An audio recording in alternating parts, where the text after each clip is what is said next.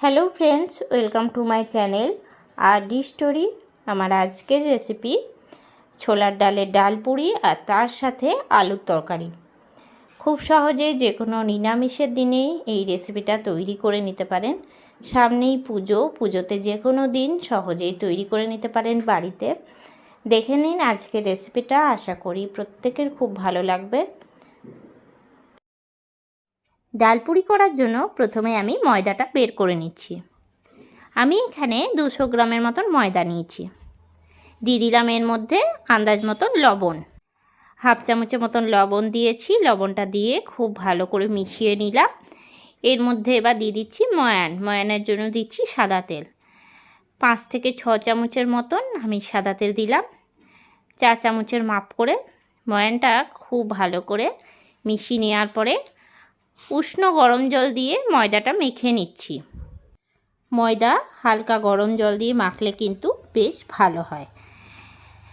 এই জন্য কিন্তু ময়দাটাকে আমি হালকা গরম জল দিয়ে মেখে নিচ্ছি। ময়দাটা মেখে নিয়ে একটা থালা চাপা দিয়ে রেখে দেব আধ ঘন্টার জন্য।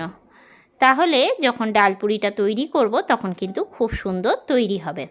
দিয়ে দিচ্ছি একটা চাপা ঢাকা। ডাল পুরি তৈরি করার জন্য পুরটা তৈরি করে নেব। তার জন্য প্রথমেই আমি ছোলার ডালটা আগের দিন রাতে ভিজিয়ে রেখেছি। আমি এখানে 1.5 কাপ ছোলার ডালকে ভালো করে ধুয়ে নিয়ে ভিজিয়ে রেখেছিলাম।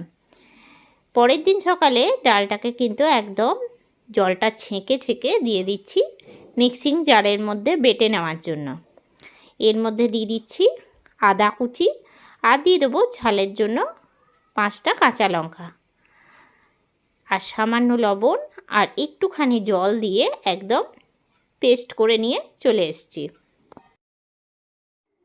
একটা ভাজা মশলা তৈরি করে নিচ্ছি। তার জন্য প্রথমে কড়াইয়ে দিয়ে দিলাম শুকনো লঙ্কা। 2 থেকে 3 মিনিট শুকনো লঙ্কাটা ভেজে নেওয়ার পরে দিয়ে দিচ্ছি এর মধ্যে 1.5 চামচ ধনে, গোটা ধনে দিলাম। দিয়ে দিচ্ছি 1 চামচ গোটা জিরে। এই 3টে উপকরণ খুব ভালো করে নাড়াচাড়া দিয়ে ভেজে নিচ্ছি। খুব ভালো করে ভাজা হয়ে গেলে 3 থেকে 4 মিনিট পরে একটা প্লেটের মধ্যে নামিয়ে রাখছি। তারপরে ঠান্ডা করে নিচ্ছি। ঠান্ডা করার পরে মিক্সিং জারে দিয়ে একদম মিহি মশলা করে নিচ্ছি। গুঁড়োটা কিন্তু একদম মিহি করে করতে হবে আর অবশ্যই মশলাটা কিন্তু ঠান্ডা করে গুঁড়ো করতে হবে। এরপরে কড়াই চাপিয়ে নিয়েছি আর কড়াইয়ের মধ্যে দিয়ে দিলাম সর্ষের তেল। তেল গরম হয়ে গেলে দিয়ে দিচ্ছি হাফ চামচ গোটা মৌরি আর দিয়ে দিচ্ছি কালো জিরে হাফ চামচ। ফোড়নটা খুব ভালো মতন রেডি হয়ে গেলে এর মধ্যে দিয়ে দিচ্ছি হলুদের গুঁড়ো হাফ চামচের থেকে একটু কম আর দিয়ে দিলাম লঙ্কার গুঁড়ো হাফ চামচ। খুব ভালো করে নাড়িয়ে নিয়ে দিয়ে দিচ্ছি বেটে রাখা ছোলার ডালটা। ছোলার ডালটা দিয়ে খুব ভালো করে নাড়াচাড়া দিয়ে নেব। যেহেতু আমি বাটার সময় একবার লবণ দিয়েছি তার জন্য আর কড়াইয়ে লবণটা দিচ্ছি না। খুব ভালো করে নাড়াচাড়া দিয়ে নিচ্ছি আর গ্যাসের ফ্লেমটা কিন্তু এই সময় একদম লোতে থাকবে আর পুরটা একদম শুকনো শুকনো করে নেব। ছোলার ডালের মধ্যে থাকা যে জলটা সেটা কিন্তু একদমই কড়াইয়ে নাড়াচাড়া দিতে দিতে কিন্তু টেনে যাবে। যতটা সম্ভব ঝুরঝুরে করে পুরটা করলে ততটাই কিন্তু ডাল পুরিটা ভালো হবে। এরপরে এর মধ্যে দিয়ে দিচ্ছি আমি 1 চামচের মতন ভাজা গুঁড়ো মশলাটা। ভাজা গুঁড়োটা দিয়ে খুব ভালো করে তল ওপর করে নাড়াচাড়া দিয়ে নেব। খুব ভালো করে নাড়াচাড়া দিয়ে একটা প্লেটের মধ্যে ঢেলে রেখে ঠান্ডা করে নিচ্ছি। ডাল পুরির সাথে খাওয়ার জন্য তরকারিটা করে নিচ্ছি। তার জন্য একটা কড়াইয়ের মধ্যে দিয়ে দিলাম সাদা তেল আর দিয়ে দিচ্ছি আলু। এখানে আমি 2টো বড় সাইজের আলুকে একটুখানি বড় বড় করে কেটে নিয়ে একটুখানি বেশি তেল দিয়ে ভেজে নিচ্ছি। এই আলুর তরকারিটার জন্য আলুটা যদি একটুখানি ভেজে নেওয়া হয় তাহলে কিন্তু খেতে খুব ভালো লাগে। একটুখানি কড়া করে লাল করে ভেজে নিলাম। এরপরে আমি তুলে রাখছি থালার মধ্যে। আলুটা ভেজে নেওয়া হয়ে গেলে অন্য একটা কড়াইয়ের মধ্যে 2 চামচের মতন দিয়ে দিলাম সাদা তেল। তেল গরম হয়ে গেলে ফোড়নে দিয়ে দিচ্ছি হাফ চামচ কালো জিরে আর 1 চামচের মতন গ্রেট করে রাখা আদা। আদা আর কালো জিরেটা খুব ভালো করে ভেজে নেব।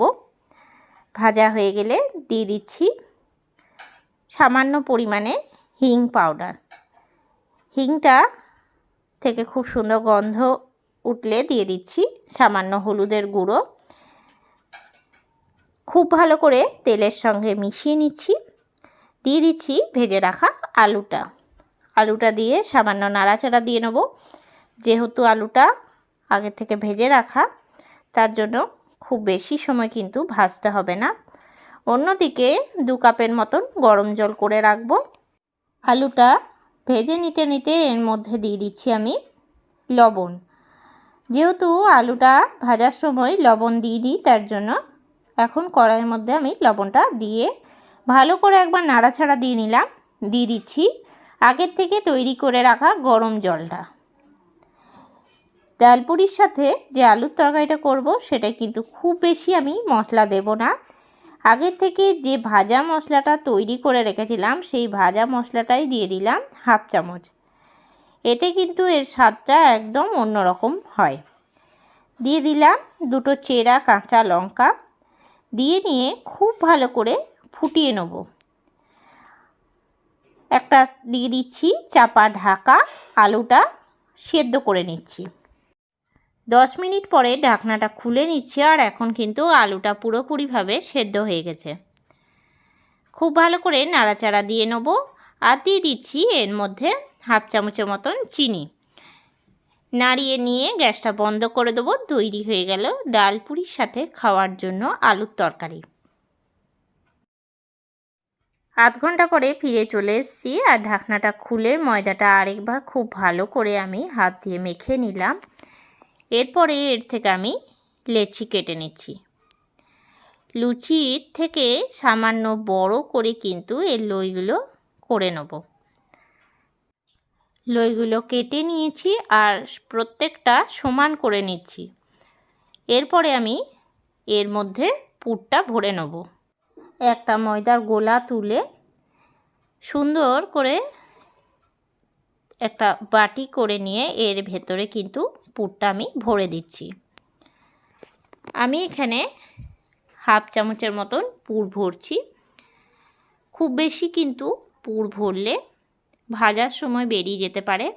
আর পুরটা দেওয়ার পরে কিন্তু খুব ভালো করে মুখটাকে বন্ধ করে দিতে হবে, না হলে ভাজার সময় যখন লুচি বা ডালপুরিটা ফুলে উঠবে, তখন কিন্তু বেরিয়ে যাবে না বা ফেটে যাবে না।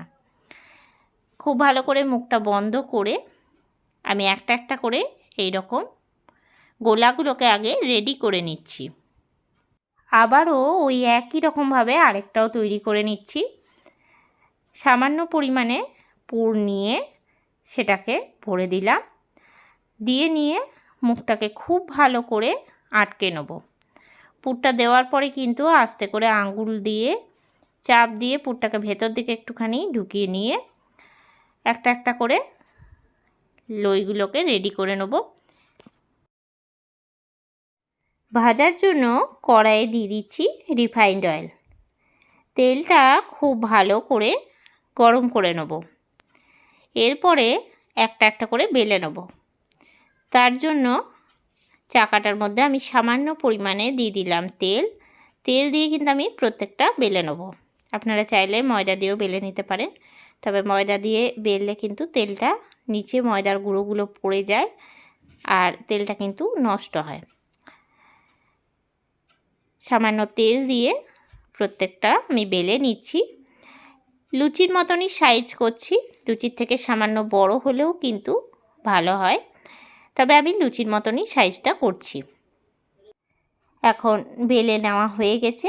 আরও একটা ওই একই রকমভাবে আমি বেলে নিচ্ছি। বেলার সময় কিন্তু খুব বেশি চাপ দিয়ে বেললে হবে না, হালকা হাতে বেলে নিতে হবে। এরপরে ভেজে নিচ্ছি। তেল এখন গরম হয়ে গেছে, তেলের থেকে ধোঁয়া উঠছে আর একটা একটা করে দিয়ে ভেজে নিচ্ছি। একটুখানি লাল লাল করে ভেজে নেব। একটুখানি কড়া করে ভাজলে কিন্তু খেতে খুব ভালো লাগে আর খুব সুন্দরভাবে কিন্তু ফুলে উঠেছে। আর তেলটা ঝরিয়ে তুলে রাখছি একটা অন্য প্লেটের মধ্যে।